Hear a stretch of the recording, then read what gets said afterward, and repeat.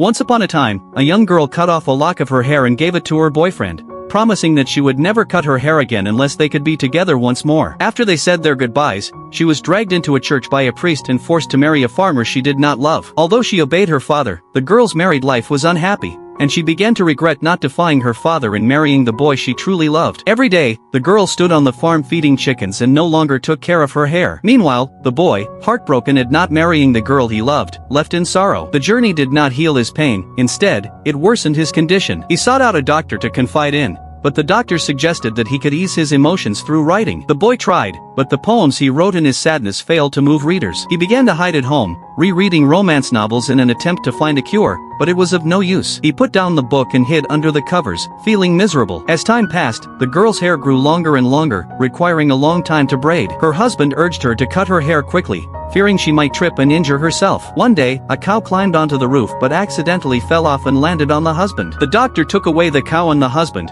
and the girl regained her freedom. She could not wait to write a letter to the boy and anxiously handed it to the mailman. However, as the mailman's bicycle passed over a stone, the letter spilled out of his bag. The girl's letter was blown by the wind to a group of goats. The goats, curious, mistook the letter for food and ate it. But the girl did not know this and waited for the boy's reply. The girl never received a response, and her hair grew even longer, requiring several children to help manage it. Soon, she heard the bad news that a writer had passed away. This writer was not only her favorite but also the reason she and the boy had met. Although her long hair made going out very inconvenient, the girl decided to attend the writer's funeral. On the other side, the boy also received the news of the writer's death. Already deeply depressed, he became even more sorrowful and sought out the doctor again. This time, the doctor refused him outright and told him to leave immediately to attend the writer's funeral. And so, the boy and the girl finally reunited at the writer's funeral. The boy passed through all the people praying and embraced the girl tightly. They walked out of the church, bid farewell to the past, and began a life that belonged only to them.